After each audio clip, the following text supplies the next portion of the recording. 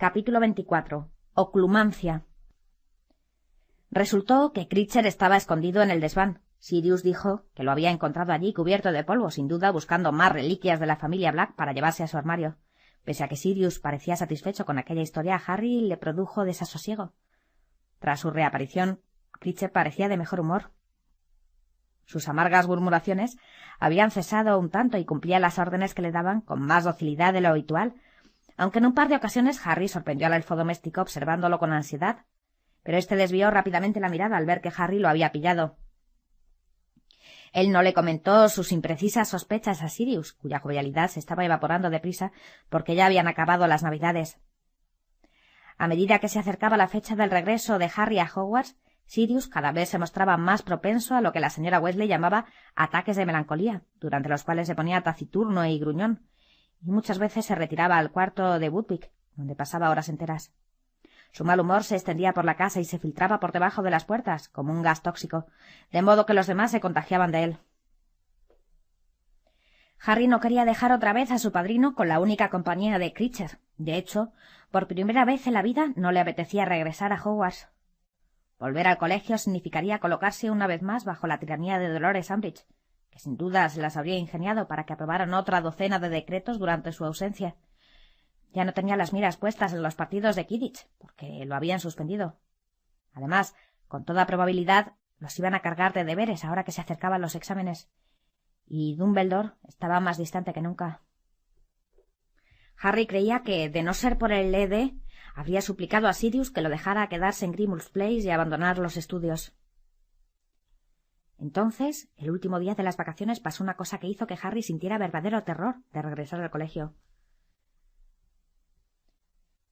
—Harry, cariño —dijo la señora Weasley asomando la cabeza por la puerta del dormitorio que compartían él y Ron, donde ambos estaban jugando al ajedrez mágico mientras Hermione, Ginny y Crookhans los observaban. —¿Puedes bajar un momento a la cocina? El profesor Snape quiere hablar contigo. Harry tardó un momento en asimilar lo que la señora Weasley acababa de decir. Una de sus torres había iniciado una violenta pelea con un peón de Ron y él la azuzaba con entusiasmo. —¡Machácalo! ¡Machácalo! —Solo es un peón, idiota. Lo siento, señora Weasley, ¿qué decía? —El profesor Snape, cariño, te espera en la cocina. Quiere hablar contigo. Harry abrió la boca horrorizado y miró a Ron, a Hermione y a Ginny, que lo miraban también con la boca abierta. Crookhans, al que Hermione llevaba un cuarto de hora conteniendo con dificultad, saltó por fin sobre el tablero y las fichas corrieron a ponerse a cubierto gritando como locas. —¿Snape? —repitió Harry sin comprender. —El profesor Snape, querido —lo corrigió la señora Weasley—. Baja, corre. Dice que tiene prisa. —¿De qué querrá hablar contigo? —le preguntó Ron acobardado, cuando su madre salió de la habitación. —No has hecho nada, ¿verdad? —Claro que no —exclamó Harry indignado, y se exprimió el cerebro pensando qué podía haber hecho para que Snape fuera a buscarlo a Grimmauld Place. ¿Habría sacado una T en sus últimos deberes? Un par de minutos más tarde Harry abrió la puerta de la cocina y encontró a Sirius y a Snape sentados a la larga mesa, cada uno con la vista fija en una dirección diferente. El silencio que reinaba en la habitación delataba la antipatía que sentían el uno por el otro. Sirius tenía una carta abierta delante sobre la mesa. Harry carraspeó para anunciar su presencia. Snape giró la cabeza con el rostro enmarcado por dos cortinas de grasiento y negro cabello. —Siéntate, Potter. —Mira —dijo Sirius en voz alta, mientras se mecía sobre las patas traseras de la silla y hablaba mirando al techo—. Preferiría que aquí no dieras órdenes, Snape. Esta es mi casa, ¿sabes? Un desagradable rubor tiñó el pálido rostro de Snape. Harry se sentó en una silla al lado de Sirius, frente a Snape. —En realidad teníamos que vernos a solas, Potter —explicó Snape, y torció los labios para formar su característica sonrisa despectiva—. Pero Black... —Soy su padrino —aclaró Sirius, subiendo aún más el tono de voz. —He venido por orden de Dumbledore —prosiguió Snape, cuya voz, en cambio, cada vez se volvía más débil y mordaz—. Pero quédate, Black, quédate. Ya sé que te gusta sentirte implicado.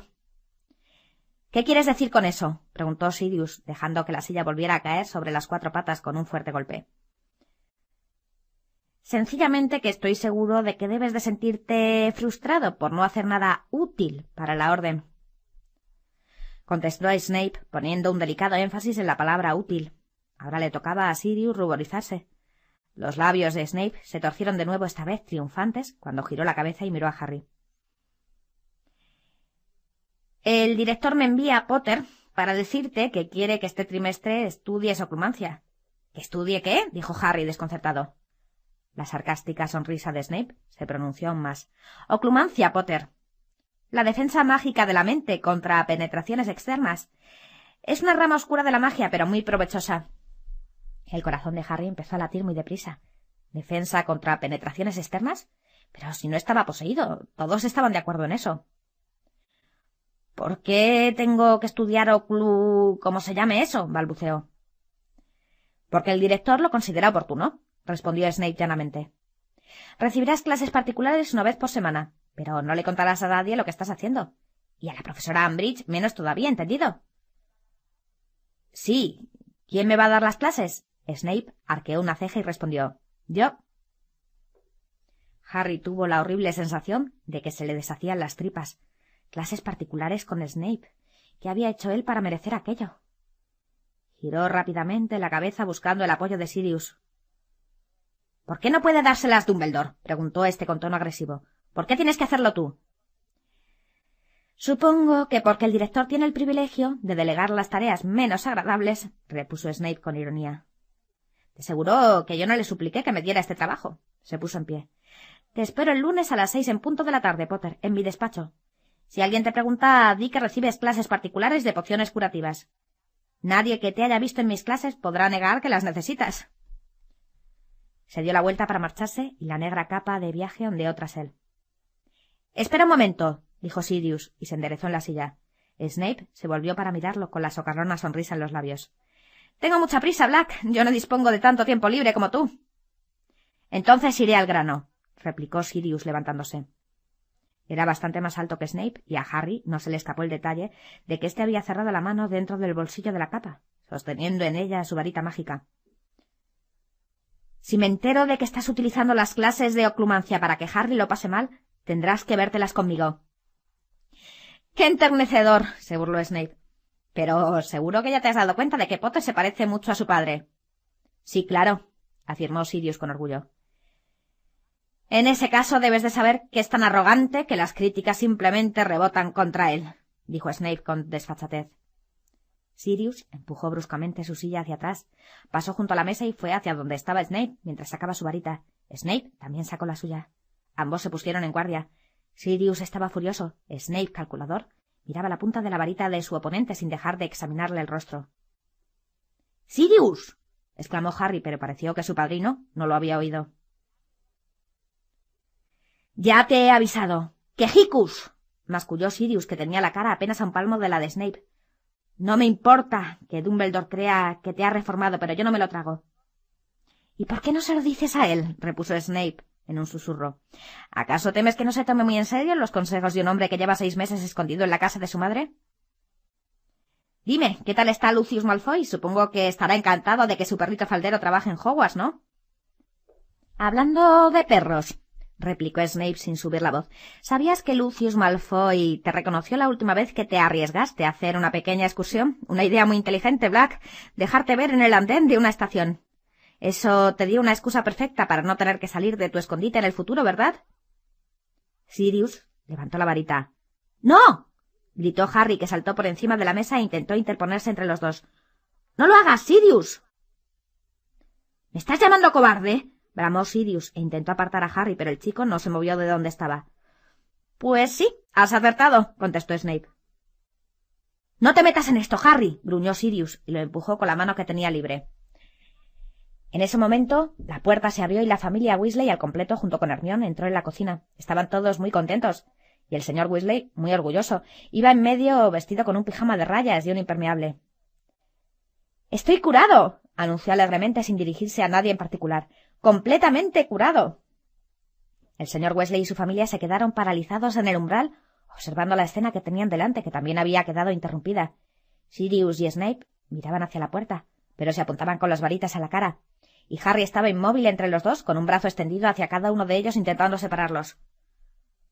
—¡Por las barbas de Merlín! —exclamó el señor Weasley, y la sonrisa se borró de su cara. —¿Qué está pasando aquí? Sirius y Snape bajaron las varitas. Harry miró primero a uno y luego al otro. Ambos tenían una expresión de profundo desprecio mutuo, y sin embargo la inesperada llegada de tantos testigos parecía haberles hecho recobrar la razón.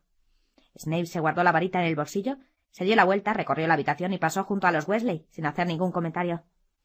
Al llegar a la puerta se volvió y dijo: «El lunes a las 6 en punto de la tarde, Potter». Y dicho esto se marchó.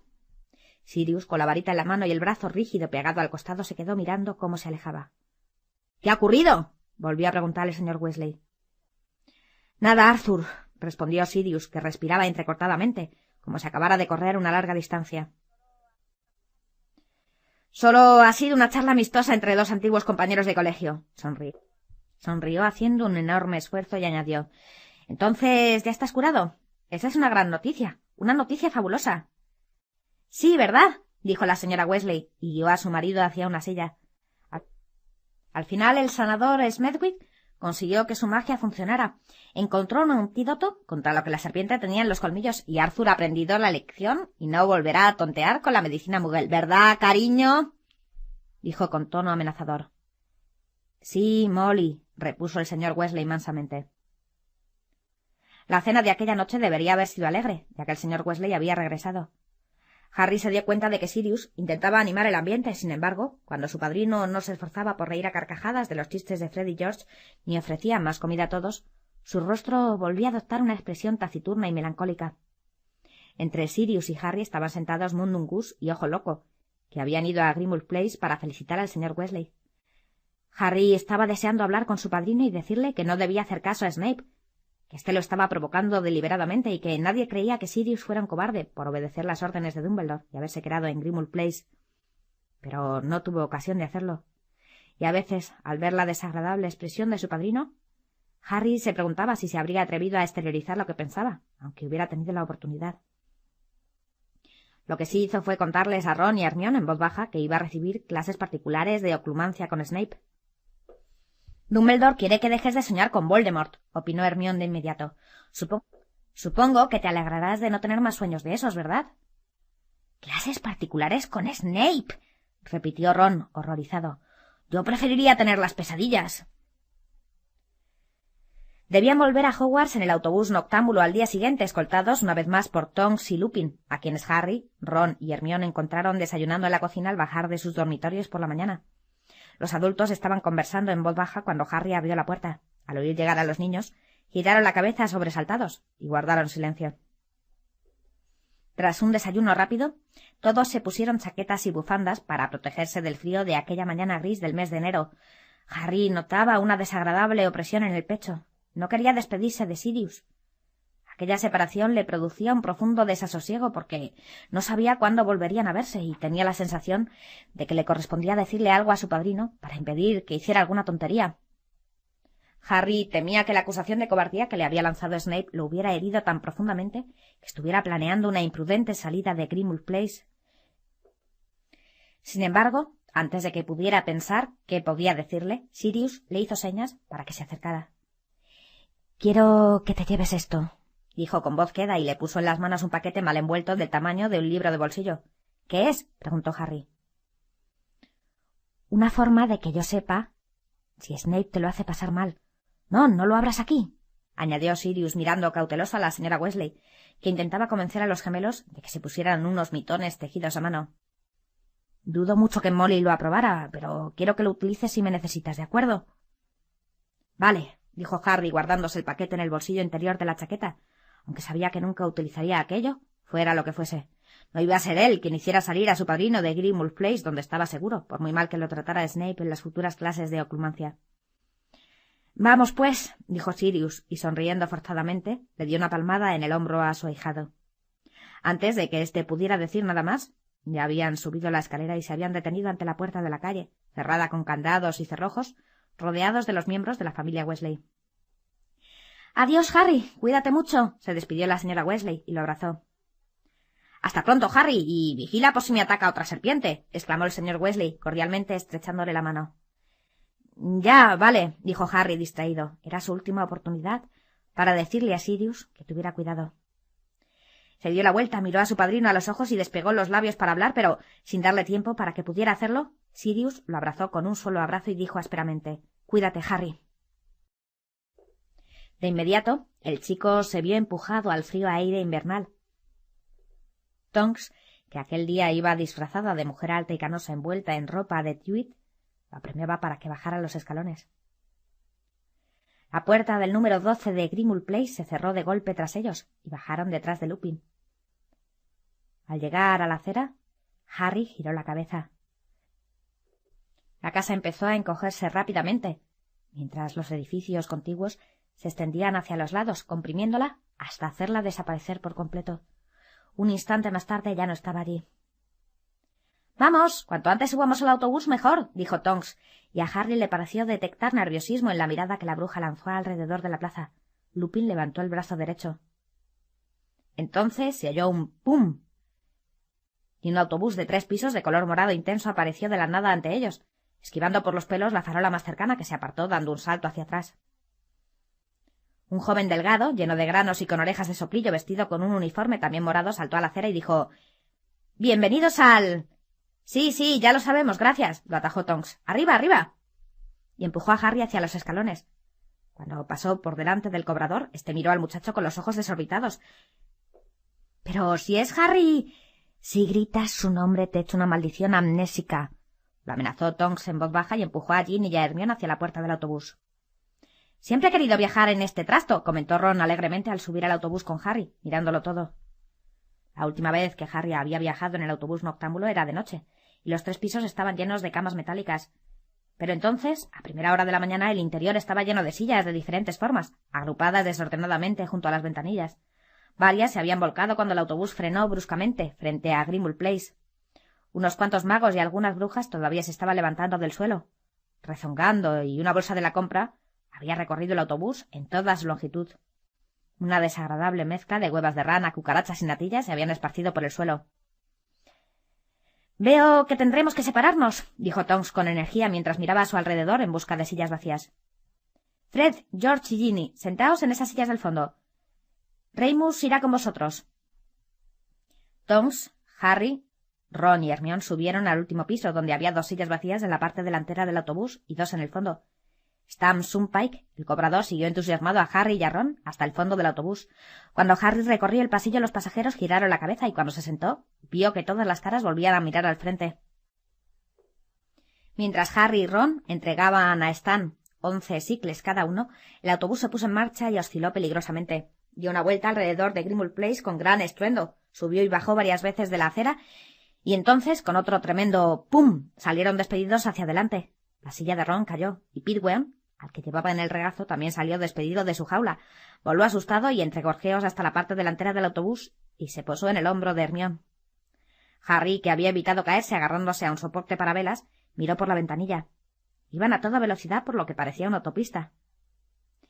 «Estamos en las afueras de Birmingham», anunció Stan alegremente, contestando a las preguntas que Harry no había formulado, mientras Ron se levantaba del suelo. «¿Va todo bien, Harry? El pasado verano vi varias veces tu nombre en el periódico, pero nunca decían nada bueno. Yo le dije a Em, cuando nosotros lo conocimos no nos pareció que fuera un chiflado, ¿verdad? Eso te demuestra cómo te puedes equivocar con la gente». Les entregó los billetes y siguió mirando embelesado a Harry. Por lo visto a Stan no le importaba que alguien estuviera chiflado, con tal de que fuera lo bastante famoso para salir en el periódico. El autobús noctámbulo se bamboleó de forma alarmante y adelantó incorrectamente por la izquierda unos cuantos coches. Harry miró hacia la parte delantera del autobús y vio que Hermione se tapaba los ojos con las manos mientras Pigwam oscilaba feliz sobre su hombro. ¡Pum! Las sillas volvieron a resbalar hacia atrás y el autobús noctámbulo pasó de la autopista de Birmingham a una tranquila carretera rural llena de curvas muy cerradas. Los setos que bordeaban la carretera se apartaban cada vez que el autobús se subía a los arcenes. De allí pasaron a la calle principal de una ajetreada ciudad, luego a un viaducto rodeado de altas colinas y, por último, a una carretera azotada por el viento que discurría por una planicie situada a una considerable altitud, y cada vez que cambiaban de lugar sonaba un fuerte «pum». «He cambiado de opinión», farfulló Ron levantándose del suelo por 6ª vez. «No quiero volver a viajar en esta cosa nunca más». Después de esta parada viene Hogwarts, anunció Stan jovialmente mientras se balanceaba hacia ellos. Esa mujer mandona que se ha sentado delante con vuestra amiga nos ha dado una propina para que os llevemos primero a vosotros. Pero ahora vamos a dejar bajar a Madame Mars. Entonces oyeron unas fuertes arcadas provenientes del piso de abajo, seguidas de un espantoso ruido de salpicaduras. «Porque no se encuentra muy bien». Unos minutos más tarde el autobús noctámbulo se detuvo con un fuerte chirrido de frenos ante un pequeño pub que se apartó de en medio para evitar una colisión. Oyeron cómo Stan ayudaba a la desventurada Madame Mars a bajar del vehículo y los murmullos de alivio del resto de los pasajeros del segundo piso. Luego el autobús se puso de nuevo en marcha y ganó velocidad hasta que ¡pum! En aquel momento pasaban por Hogsmeade, que estaba nevado. Harry alcanzó a ver la calle lateral donde se hallaba Cabeza de Puerco, y el letrero con el dibujo de una cabeza de jabalí cortada, que chirriaba azotada por el viento invernal. Los copos de nieve chocaban contra el gran parabrisas del autobús. Por fin se detuvieron frente a las verjas de Hogwarts. Lupin y Tonks los ayudaron a bajar con su equipaje, y después bajaron también para despedirse de ellos. Harry levantó la cabeza para contemplar los 3 pisos del autobús noctámbulo, y vio que todos los pasajeros lo observaban con la nariz pegada a los cristales. «En cuanto entréis en los jardines estaréis a salvo», dijo Tonks, escudriñando la desierta carretera. «Que tengáis un buen trimestre, ¿vale?» «Cuidaos mucho», les recomendó Lupin, y les estrechó la mano a todos, dejando a Harry para el final. «Escucha, Harry», bajó la voz, mientras los demás se despedían de Tonks. «Ya sé que no tragas a Snape, pero es un especialista en oclumancia y todos nosotros, incluido Sirius, queremos que aprendas a protegerte, así que trabaja mucho, ¿de acuerdo?» «Sí, vale», contestó él con gravedad, mirando el rostro de Lupin que estaba surcado de prematuras arrugas. «Hasta pronto». Arrastrando sus baúles, con gran esfuerzo, los 6 subieron hacia el castillo por el resbaladizo camino. Hermione empezó a decir que quería tejer unos cuantos gorros de elfo antes de acostarse. Harry miró hacia atrás cuando llegaron a las puertas de roble. El autobús noctámbulo ya se había marchado, y dado lo que lo esperaba al día siguiente a las 6, lamentó no estar todavía en él. Harry pasó casi todo el día temiendo que llegara la tarde. La clase de 2 horas de pociones no contribuyó en nada a disipar su temor, pues Snape estuvo más desagradable que nunca. Y aún lo deprimió más que los miembros del ED se le acercaran constantemente por los pasillos entre clase y clase para preguntarle, esperanzados, si aquella noche iba a celebrarse una reunión. «Ya os comunicaré por el canal habitual cuándo será la próxima», decía Harry una y otra vez. «Pero esta noche no puede ser, tengo clase de pociones curativas». «¿Tienes clases particulares de pociones curativas?», le preguntó con desdén Zacarías Smith, que había abordado a Harry en el vestíbulo después de comer. «¡Madre mía! Debes de ser malísimo. Snape no suele dar clases de refuerzo». Smith se alejó con un aire irritantemente optimista y Ron lo miró con odio. «¿Quieres que le haga un embrujo? Desde aquí aún lo alcanzaría», se ofreció su amigo, que había levantado su varita y apuntaba a Smith entre los omoplatos. «Déjalo», respondió Harry con desaliento. «Es lo que va a pensar todo el mundo, ¿no? Que soy un idiota «Hola, Harry», dijo una voz a sus espaldas. Harry se dio la vuelta y se encontró cara a cara con Cho. «¡Oh!», exclamó él, y notó una desagradable sensación en el estómago. «¡Hola!». «Nos encontrarás en la biblioteca», dijo entonces Hermione con firmeza al tiempo que agarraba a Ron por encima del codo y tiraba de él hacia la escalera de mármol. «¿Cómo han ido las Navidades?», le preguntó Cho. «Bueno, no han estado mal». «Las mías han sido muy tranquilas», comentó la chica, que por algún extraño motivo parecía muy abochornada. «El mes que viene hay otra excursión a Hogsmeade. ¿Has visto el cartel?» «¿Qué? Ah, no, todavía no he mirado el tablón de anuncios». «Pues sí, será el día de San Valentín». «Ya», dijo Harry preguntándose por qué le contaba aquello. «Bueno, supongo que querrás...» «Solo si tú quieres», repuso ella con entusiasmo. Harry la miró sin comprender. Lo que él pensaba decir era: «Supongo que querrás saber cuándo es la próxima reunión del ED», pero la respuesta de Cho no acababa de encajar. «Yo, pues...», balbuceó. «Vale, si no quieres no pasa nada», se apresuró a decir ella, muerta de vergüenza. «No te preocupes, ya nos veremos». Y se marchó. Harry se quedó allí plantado mirándola y exprimiéndose los sesos.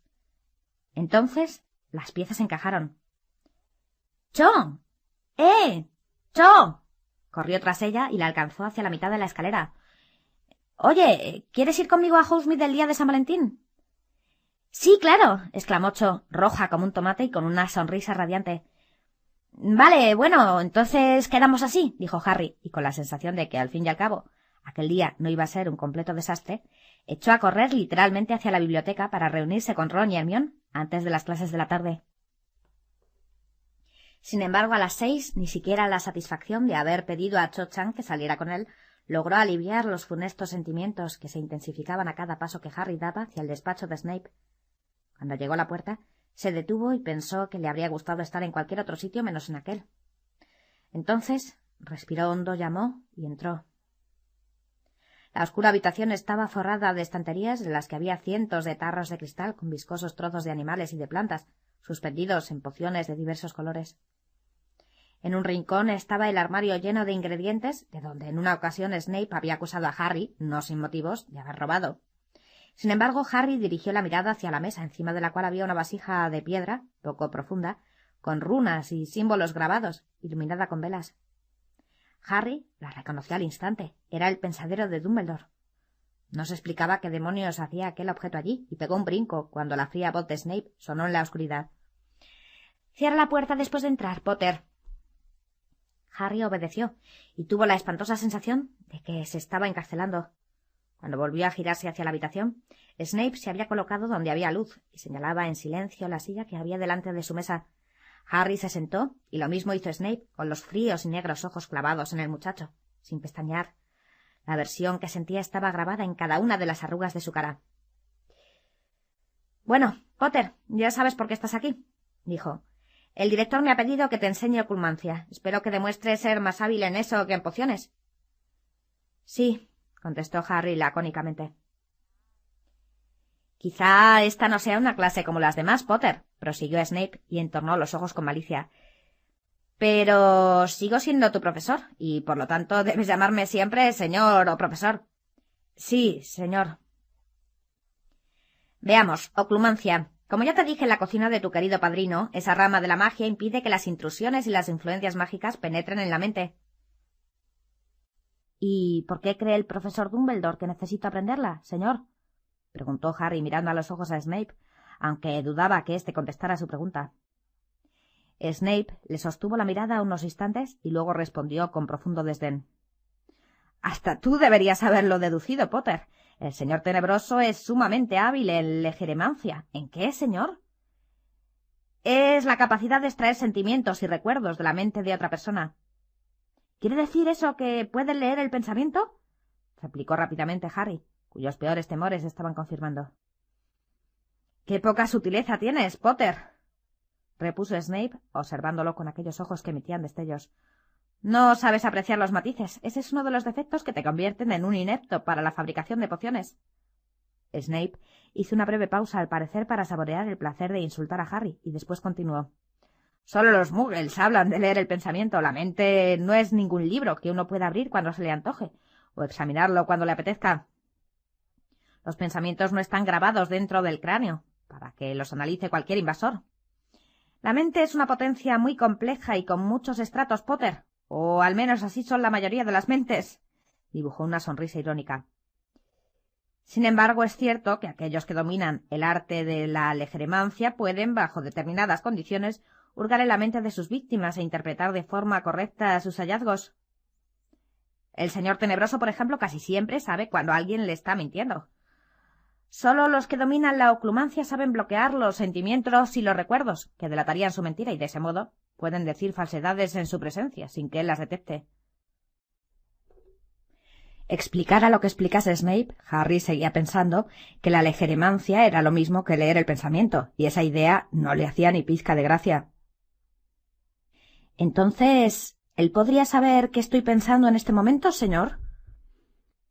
El señor Tenebroso se encuentra a una considerable distancia de aquí, y los muros y los terrenos de Hogwarts están protegidos mediante numerosos y antiguos hechizos y encantamientos, para asegurar la seguridad física y mental de aquellos que habitan detrás de ellos —respondió Snape.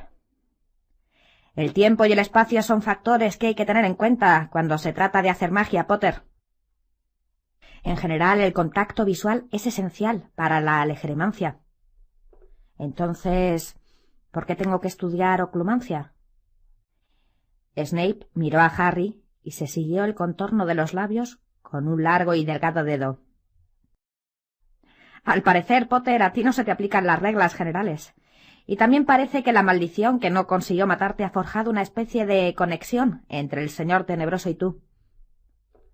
Todos los indicios apuntan a que en ocasiones, cuando tu mente está más relajada y vulnerable, como cuando duermes, por ejemplo, compartes los pensamientos y las emociones con el Señor Tenebroso.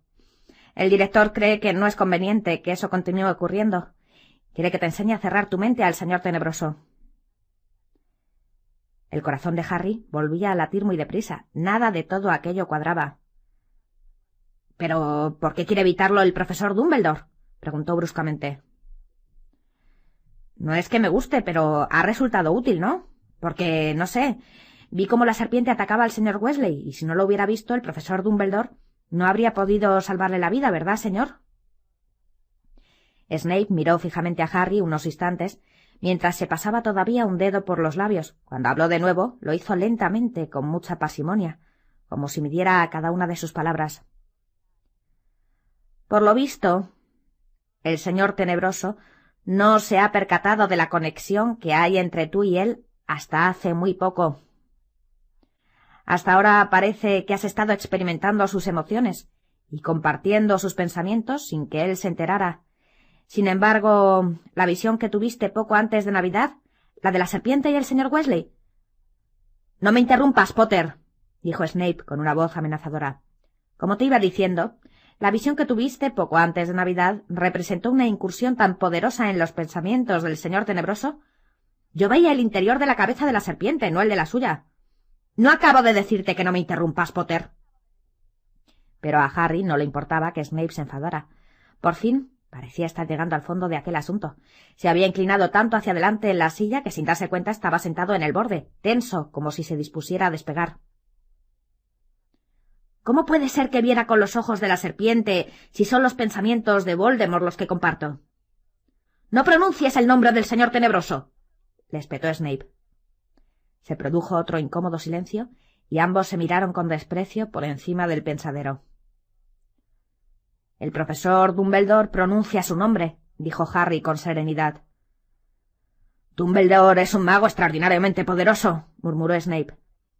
El hecho de que él se sienta lo bastante seguro para utilizar ese nombre no quiere decir que los demás... Se frotó el antebrazo izquierdo, al parecer de forma inconsciente, justo en el sitio donde Harry sabía que tenía grabada a fuego la marca tenebrosa. —Solo quería saber por qué —dijo Harry, obligándose a adoptar un tono educado. —Por lo visto visitaste la mente de la serpiente porque allí era donde estaba el señor Tenebroso en ese momento concreto —gruñó Snape. Él estaba poseyendo a la serpiente entonces y por eso tú soñaste que también estabas dentro de ella. —¿Y él se dio cuenta de que yo estaba allí? —Parece que sí —contestó Snape con frialdad. —¿Cómo lo saben? —preguntó Harry con urgencia. —¿Es eso algo que ha deducido el profesor Dumbledore o...? —Te he dicho que me llames señor —lo reprendió Snape, que estaba rígido en la silla y cuyos ojos se habían reducido a dos estrechas rendijas. —Sí, señor —dijo Harry impaciente—, pero ¿ustedes cómo saben? —Basta con que lo sepamos —lo atajó Snape—.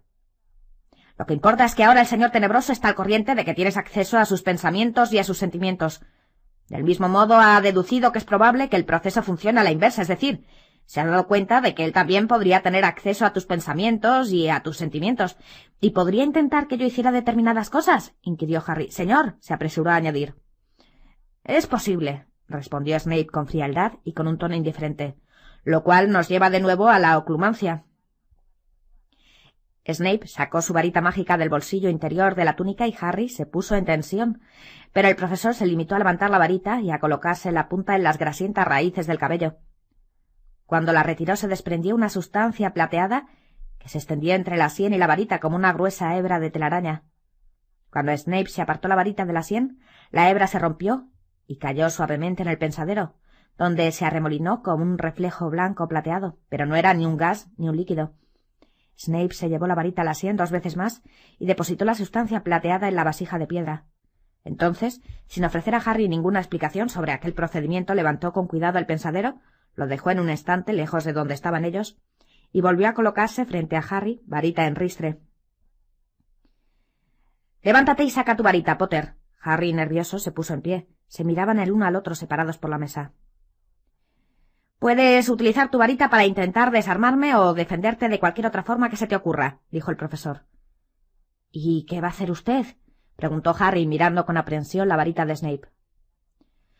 —Voy a intentar penetrar en tu mente —contestó con voz queda—. Vamos a ver si resistes. Me han dicho que ya has demostrado tener aptitudes para resistir la maldición Imperius. Comprobarás que para esto se necesitan poderes semejantes. Prepárate. ¡Legéremens! Snape había atacado antes de que Harry se hubiera preparado, antes incluso de que hubiera empezado a reunir cualquier fuerza de resistencia. El despacho dio vueltas ante sus ojos y desapareció. Por su mente pasaban a toda velocidad imágenes y más imágenes, como una película parpadeante, tan intensa que le impedía ver su entorno. Tenía 5 años. Estaba mirando cómo Dudley montaba en su nueva bicicleta roja y se moría de celos. Tenía 9 años y Ripper, el Bulldog, lo perseguía y lo obligaba a trepar a un árbol, y los Dursley lo contemplaban desde el jardín, bajo el árbol, y se reían de él. Estaba sentado bajo el sombrero seleccionador, que le decía que se encontraría muy a gusto en Slytherin. Hermione estaba tumbada en una cama de la enfermería con la cara cubierta de grueso pelo negro. Un centenar de dementores se cernían sobre él detrás del oscuro lago. Cho-Chan se acercaba a él bajo el ramillete de muérdago. —No —dijo una voz dentro del cerebro de Harry cuando se le acercó el recuerdo de Cho—. Eso no lo vas a ver, no lo vas a ver, es privado. Entonces notó una punzada de dolor en la rodilla.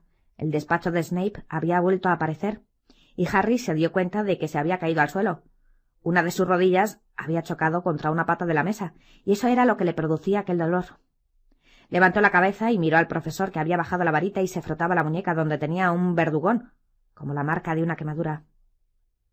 —¿Pensabas hacerme un maleficio punzante? —preguntó Snape fríamente. —No —respondió Harry con amargura al mismo tiempo que se levantaba del suelo. —Ya me lo imaginaba —repuso Snape, y miró a Harry con desprecio. —Me has dejado llegar demasiado lejos. Has perdido el control. —¿Has visto todo lo que yo he visto? —preguntó el chico, pese a que no estaba seguro de querer escuchar la respuesta. —Fragmentos —dijo Snape, haciendo una mueca con el labio—. ¿De quién era ese perro? —De mi tía March —masculló Harry, que sentía el odio más profundo hacia Snape. —Bueno, para tratarse de un primer intento no ha estado tan mal como habría podido estar —dijo Snape, y volvió a levantar la varita. —Al final has conseguido pararme, aunque has malgastado tiempo y energía gritando. Tienes que conservar la concentración. Repéleme con el cerebro y no tendrás que recurrir a la varita mágica. —¡Lo intento! —exclamó Harry furioso—. Pero usted no me dice cómo tengo que hacerlo. —Esos modales, Potter —lo reprendió Snape—. Bien, ahora quiero que cierres los ojos. Harry le lanzó una mirada asesina antes de obedecer. No le hacía ninguna gracia quedarse allí plantado con los ojos cerrados teniendo a Snape delante armado con una varita. —Vacía tu mente, Potter —le ordenó la fría voz de Snape—. Libérate de toda emoción. Pero la rabia que sentía Harry hacia el profesor seguía latiendo en sus venas como si fuera veneno. ¿Liberarse de su rabia? Más fácil le habría resultado separar las piernas de su cuerpo. —No lo estás haciendo, Potter. Necesitas más disciplina. Concéntrate. Harry trató de vaciar su mente. Trató de no pensar, ni recordar, ni sentir. —Volvamos a intentarlo. Voy a contar hasta 3. 1, 2, 3... ¡Legéremens! Un enorme dragón negro se erguía ante él. Su padre y su madre lo saludaban con la mano desde un espejo encantado. Cedric Diggory estaba tendido en el suelo mirándolo con los ojos vacíos. —¡No! Harry había vuelto a caer de rodillas. Tenía la cara entre las manos y le dolía el cerebro, como si alguien hubiera intentado arrancárselo del cráneo. —¡Levántate! —le ordenó Snape con aspereza. —¡Levántate! No te esfuerzas, no pones resistencia, me estás dejando entrar en recuerdos que temes, me estás proporcionando armas. Harry volvió a levantarse. El corazón le latía tan deprisa como si de verdad hubiera visto a Cedric muerto en el cementerio. Snape estaba aún más pálido de lo habitual y más enfadado, aunque no tanto como Harry. —¡Claro que me esfuerzo! —dijo éste apretando los dientes. —Te he dicho que te vacíes de toda emoción. —Ah, sí, pues mire, me cuesta un poco —gruñó Harry. —Entonces serás una presa fácil para el señor tenebroso —replicó Snape con crueldad. Los imbéciles que demuestran con orgullo sus sentimientos, que no saben controlar sus emociones, o que se regodean con tristes recuerdos y se dejan provocar fácilmente, los débiles, en una palabra, lo tienen muy difícil frente a sus poderes. Penetrará en tu mente con una absurda facilidad, Potter. Yo no soy débil, dijo él en voz baja. Estaba tan furioso que creyó que en cualquier momento podría atacar a Snape. Pues demuéstralo, domínate. Controla tu ira. Impón disciplina a tu mente. Lo intentaremos otra vez. Prepárate. ¡Legeremens! Harry estaba observando a tío Vernon, que clavaba unas tablas en el buzón. Un centenar de dementores se deslizaban sobre el lago en los jardines de Hogwarts hacia él.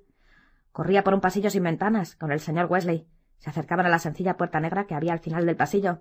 Harry creía que iba a entrar por ella, pero el señor Weasley lo guiaba hacia la izquierda y lo hacía bajar por una escalera de piedra. —¡Ya lo sé! ¡Lo sé! Volvía a estar a cuatro patas en el suelo del despacho de Snape y le dolía la cicatriz, pero la voz que acababa de salir por su boca denotaba triunfo. Se puso en pie y vio que Snape lo miraba fijamente con la varita levantada. Tenía la impresión de que esa vez Snape había detenido el hechizo antes incluso de que Harry hubiera intentado defenderse. —¿Qué ha pasado, Potter? —le preguntó Snape mirándolo fijamente. —Lo he visto —dijo Harry jadeante—. Lo he recordado, acabo de darme cuenta. —¿Darte cuenta de qué? —inquirió Snape con brusquedad. Harry no contestó de inmediato. Todavía estaba saboreando lo que se le había ocurrido de pronto, mientras se frotaba la frente. Llevaba meses soñando con un pasillo sin ventanas que terminaba en una puerta cerrada y no se había percatado de que aquel lugar existía realmente. Pero en ese momento, al volver a contemplar el recuerdo, supo que lo que había soñado tantas veces era el pasillo que había recorrido con el señor Weasley el 12 de agosto, cuando iban a toda prisa hacia las salas del Tribunal del Ministerio. Era el pasillo que conducía al Departamento de Misterios, y el señor Weasley estaba allí la noche que lo atacó la serpiente de Voldemort. Harry levantó la cabeza y miró a Snape. —¿Qué hay en el Departamento de Misterios? —¿Qué has dicho? —le preguntó Snape en voz baja, y Harry comprendió con profunda satisfacción que Snape se había puesto nervioso. —He preguntado qué hay en el Departamento de Misterios, señor —repitió Harry. —¿Y a qué viene esa pregunta? —dijo Snape lentamente.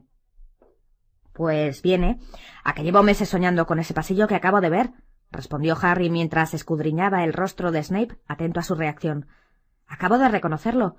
Conduce al Departamento de Misterios y creo que Voldemort quiere algo que hay. —Te he dicho que no pronuncies el nombre del señor tenebroso. Ambos se fulminaron con la mirada. A Harry volvió a dolerle la cicatriz, pero no le importó. Snape parecía turbado, pero cuando volvió a hablar dio la impresión de que intentaba mostrar indiferencia y despreocupación. En el Departamento de Misterios hay muchas cosas, Potter, muy pocas de las cuales entenderías, ninguna de las cuales te incumbe. ¿Queda claro? —Sí —respondió Harry, que seguía frotándose la cicatriz que cada vez le dolía más. —Quiero que vengas aquí el miércoles a la misma hora que hoy. Seguiremos trabajando. —De acuerdo —repuso Harry, muriéndose de ganas de salir del despacho de Snape y reunirse con Ron y Hermione. —Quiero que todas las noches antes de dormir limpies tu mente de toda emoción. Vacíala, ponla en blanco y relájala, ¿entendido? —Sí —dijo Harry, que apenas lo escuchaba.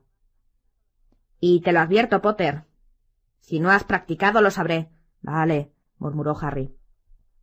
Cogió su mochila, se la colgó del hombro y fue rápidamente hacia la puerta del despacho. Al abrirla, giró la cabeza y miró a Snape, que estaba de espaldas y sacaba sus pensamientos del pensadero con la punta de la varita y los devolvía con cuidado al interior de su cabeza.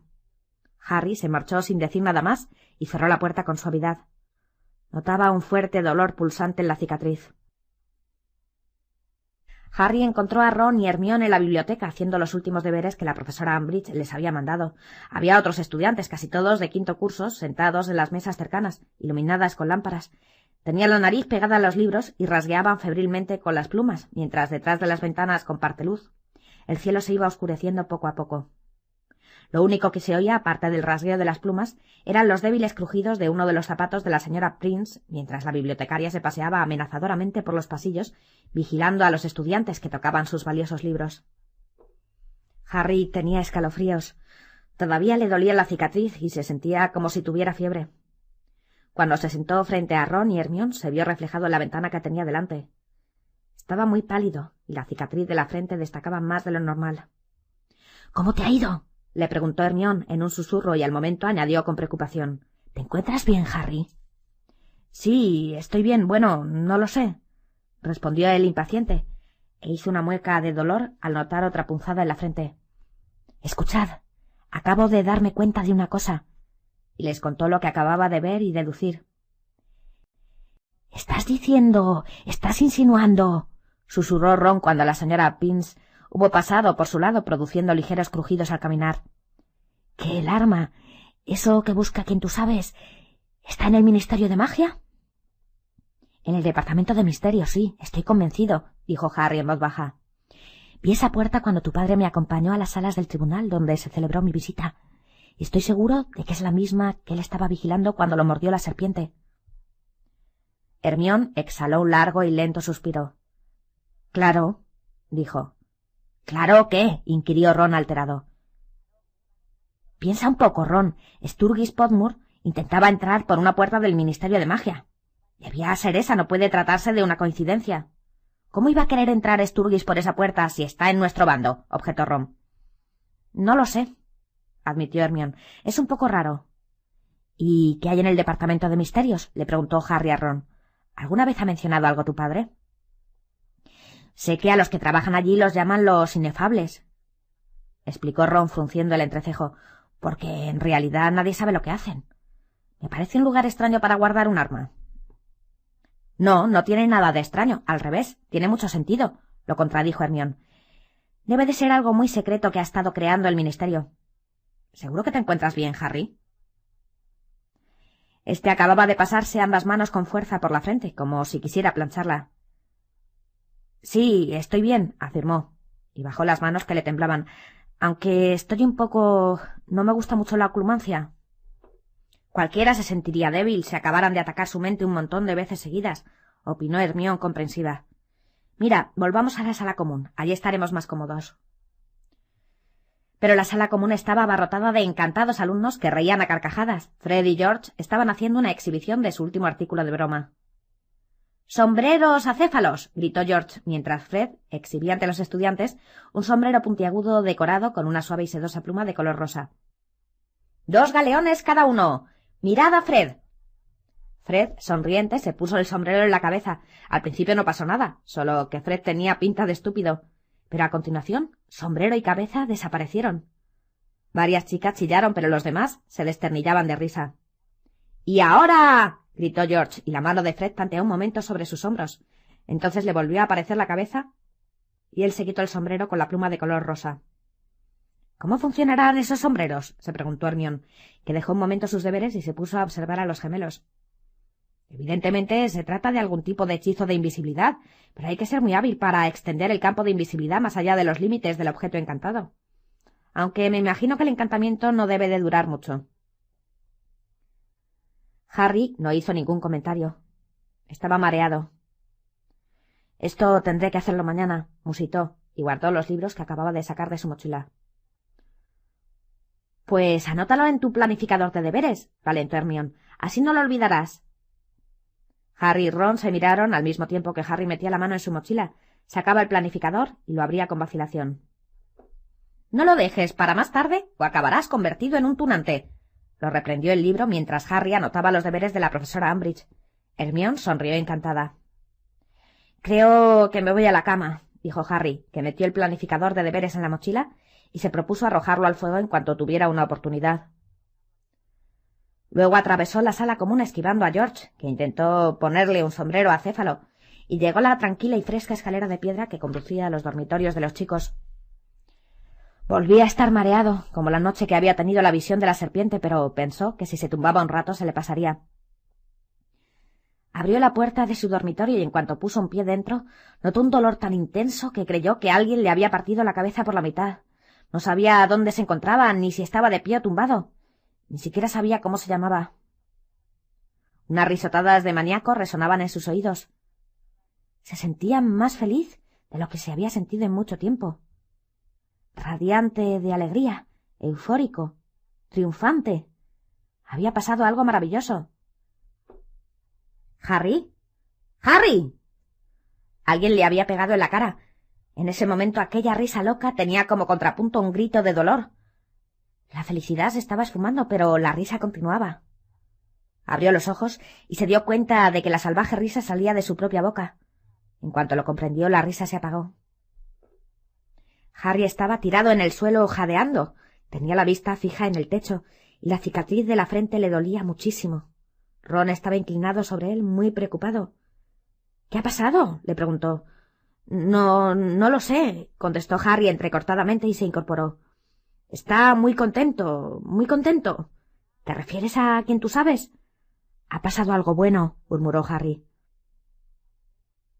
Temblaba de pies a cabeza igual que después de ver cómo la serpiente atacaba al señor Weasley, y estaba muy mareado. Algo que él deseaba. Pronunció aquellas palabras sin darse cuenta, igual que había sucedido en el vestuario de Gryffindor, como si un extraño hablara por su boca y, sin embargo, sabía que eran ciertas. Respiró hondo varias veces confiando en no vomitarle encima a Ron. Se alegró mucho de que esa vez ni Dean ni Seamus estuvieran allí para ver lo que estaba sucediendo. —Hermione me ha pedido que subiera a ver cómo estabas —dijo Ron en voz baja al mismo tiempo que ayudaba a Harry a levantarse—. Me ha dicho que debes de estar bajo de defensas después de que Snape haya estado hurgando en tu mente, pero supongo que a la larga servirá de algo, ¿no? Miró sin convicción a Harry mientras lo ayudaba a ir hasta su cama. Harry asintió, también sin convicción, y se desplomó sobre las almohadas. Le dolía todo el cuerpo por la cantidad de veces que había caído al suelo aquella tarde, y todavía le dolía la cicatriz. No podía dejar de pensar que su primera clase de oclumancia le había debilitado la resistencia de la mente en lugar de fortalecerla, y se preguntó con profunda inquietud qué habría pasado para que Lord Voldemort se sintiera más feliz de lo que se había sentido en 14 años.